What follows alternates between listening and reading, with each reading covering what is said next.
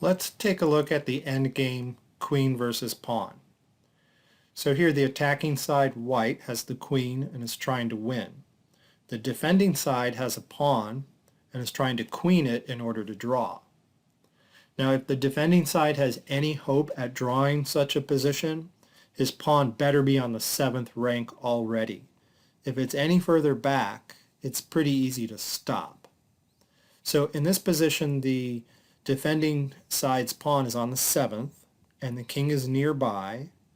So black has to try to queen that pawn and white has to stop him. Okay, whether white can successfully stop black from queening his pawn and win the game depends on what file the pawn is on. In this endgame, it turns out if the pawn is on a central file or a knight file, then the side with the queen can force a win, no matter where his king is placed on the board.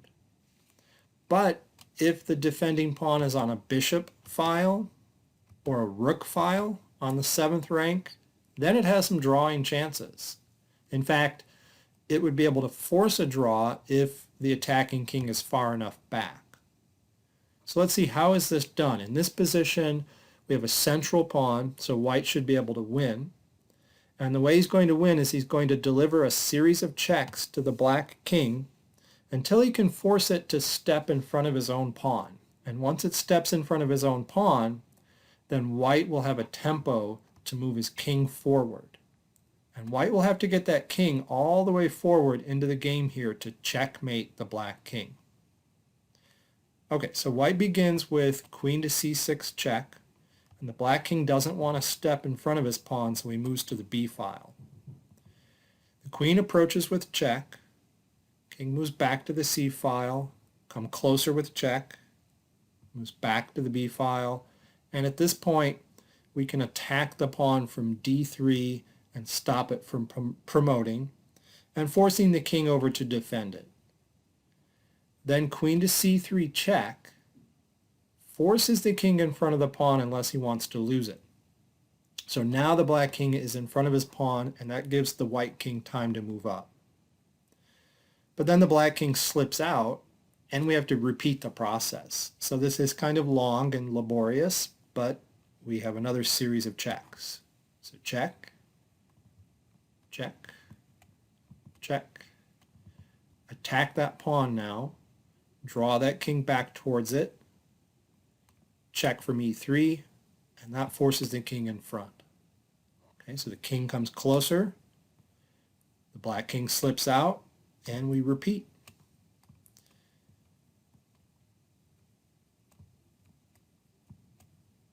Attack that pawn, force the king back to defend it.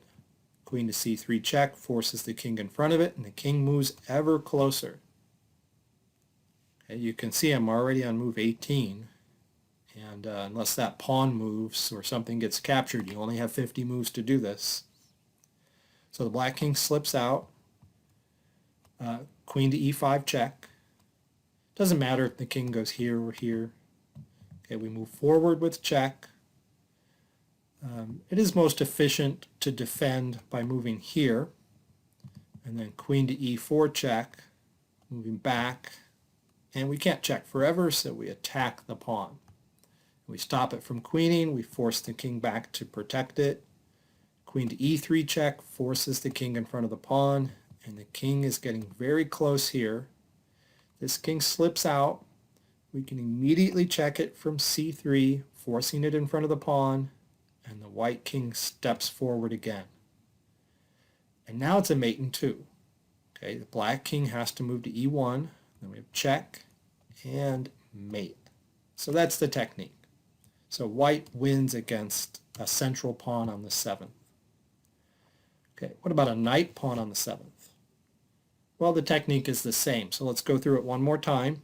So white to move, okay, check, move aside, attack that pawn, draw that king back, queen to c3 check, and the king's forced in front of his own pawn, and so the white king moves up.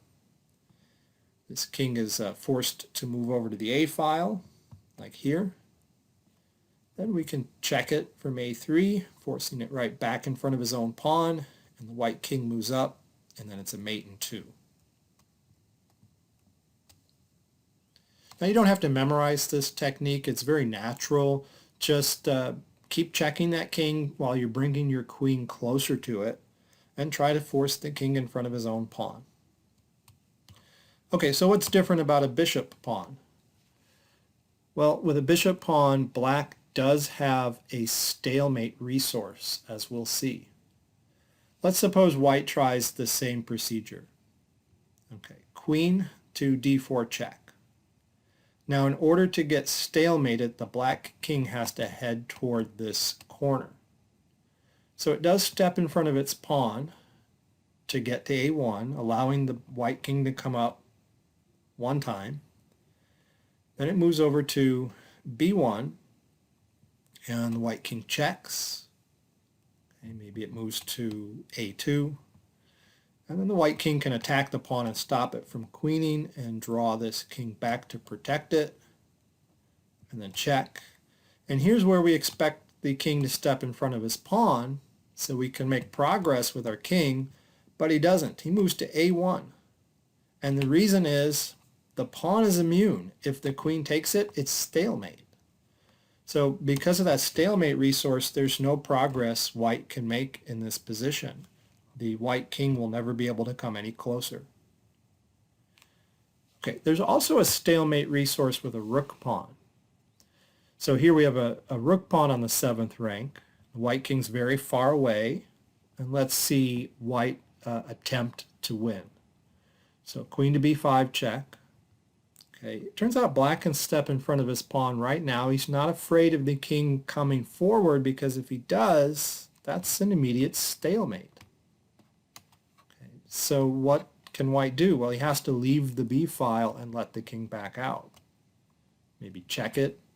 But anytime it comes to the b file with a check, the black king can step in front of his pawn and white doesn't gain a tempo because of the stalemate. There's absolutely nothing white can do about this.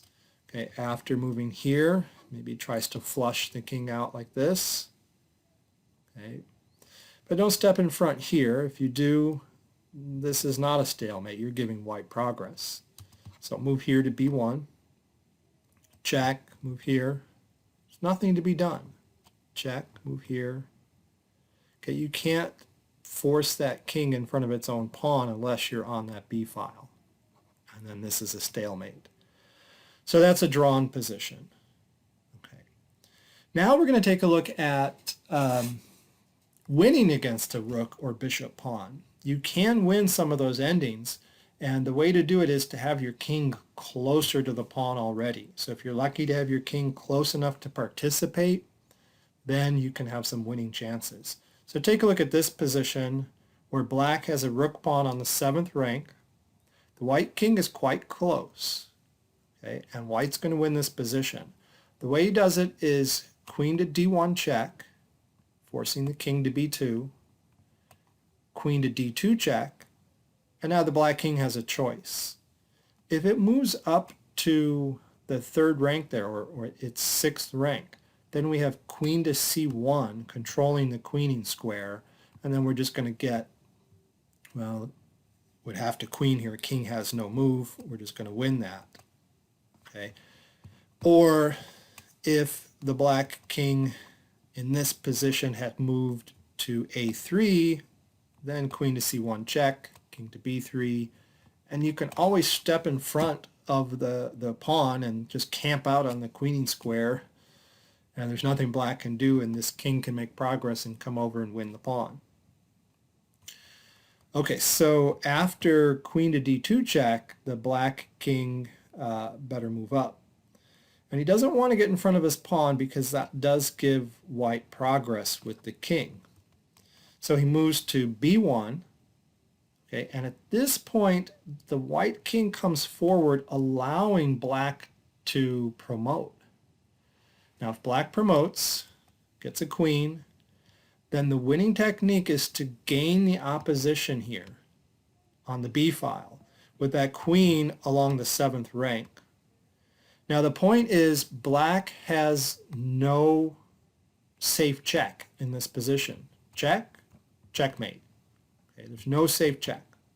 Okay, so white is going to mate on the next move. He's got a few different checkmates here to deliver.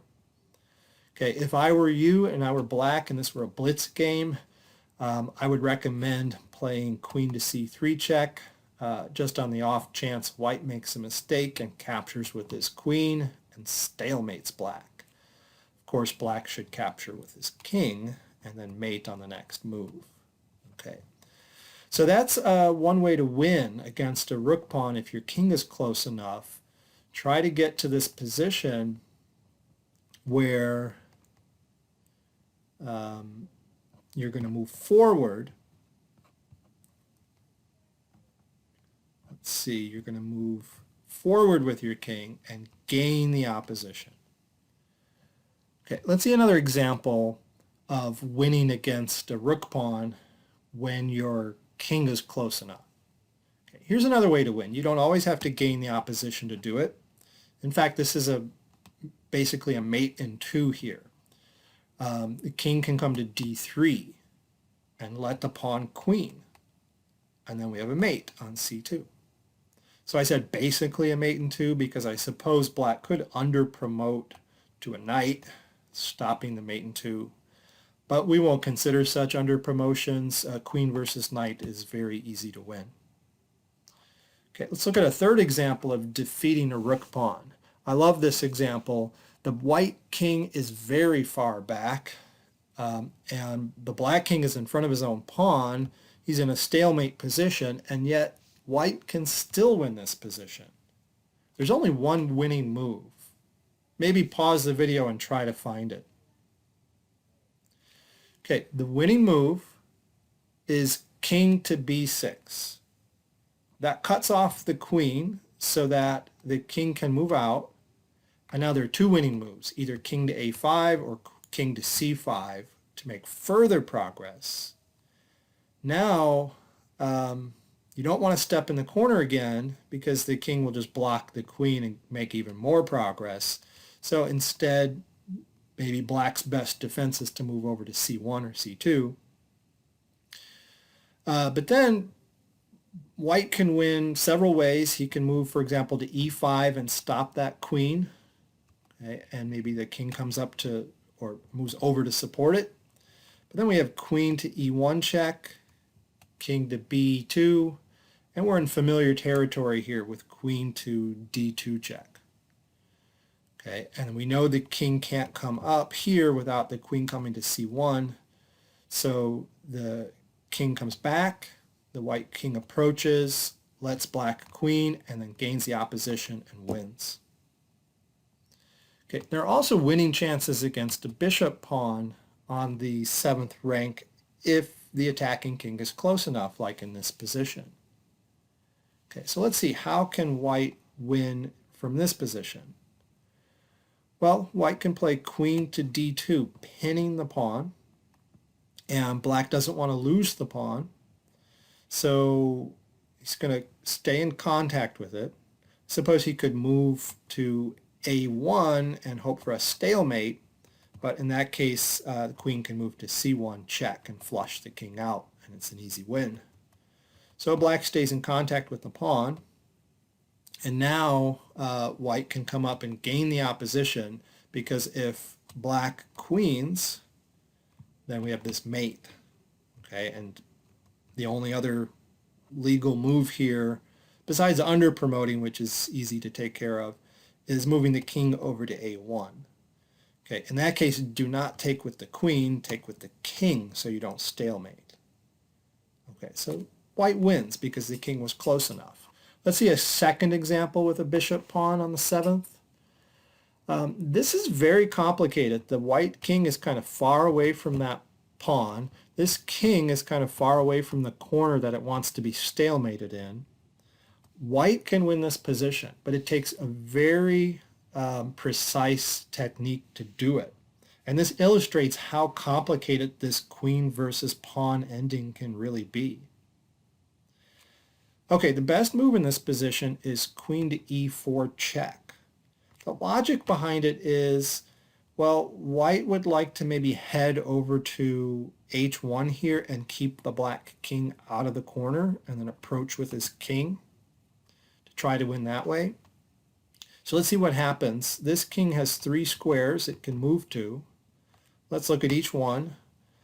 For example, if it moves to d1, then a winning move here is king to c3. Okay, and the reason that's winning is because either the king has to move over and get mated, or black promotes. And if black promotes, then we have this mate in 2. Okay, so it's another kind of mate with this queen blocking the king's escape. Okay, so that takes care of, in this position, king to d1. So what about king to f1, let's say? Well then, as intended, the queen comes into the corner, h1 check, forcing the king here. And then queen to g2 is the winning move, pinning the pawn. And black needs to keep in contact with the pawn so as not to lose it. If he moves up here, then we just camp out in front of the pawn and it never queens. So black's going to have to try down here on e1. Well, after that, the white king approaches because we have that same mate. After promoting, then we have checkmate here on d2. Okay. So that takes care of, from this position, these 2 moves. So it leaves this one. What about king to d2? Well then, queen to g2 pinning the pawn again is the winning move, forcing the king back to protect it. Let's say the king comes here to protect it. Well, we just saw this. The king comes to c2, and then it's forced to promote, and then we have this mate. Okay. Well, what if it comes back here to protect it? Well, then we have this move, okay, and black's going to come down here. And now we have a really elegant checkmate in 3 in this position. Okay, we have check. King's got to step in front of his pawn. Queen to g4 blocking this file. King has to go back, and then queen to d1 is mate. Okay, so no matter what black does in this position, queen to e4 wins, and it illustrates how complicated this ending really is. Okay, so let's end this discussion with a couple of examples where the defending side hasn't yet reached the 7th rank. Take a look at this example. The pawn is on the 7th rank, but the king isn't. It's white to move. White can win this, even though it's a bishop pawn and his king is so far away. Okay, but there's only one winning move. Pause the video, try to find it. Okay, the winning move here is queen to b5 check, so that after the king steps aside somewhere, the white queen can just camp out on the queening square, and this king can leisurely saunter over and take the pawn. Okay, there's no other winning move in this position. For example, if you try to cover the queening square with, say, queen to c1, that allows the king to come in and help. And now it's on the 7th rank, and now it will be able to eventually get into the corner for a stalemating opportunity, and that king is just too far away. So this would be drawn. Okay, so there's only one winning move in that position. Let's look at one last example. So in this example, the pawn hasn't yet reached the 7th rank. It's almost there, though, and it's well supported by his king, but it's not good enough. You have to have your pawn on the 7th rank. White can win in this position. White to move. Okay, the winning technique is queen to d4, pinning the pawn. Now, throughout this endgame, this black king is going to have to stay on one of these 3 squares in contact with his pawn so he doesn't lose it. But it turns out no matter which square he's on, the white king can move forward. For example, in this position, if black moves to b3, then the white king comes forward. Well, wait a minute. Why does he come forward? The pawn's not blocked. The point is, if the pawn tries to make progress here, then white has queen to a1, blocking out the king and controlling the queening square. And this is going to win.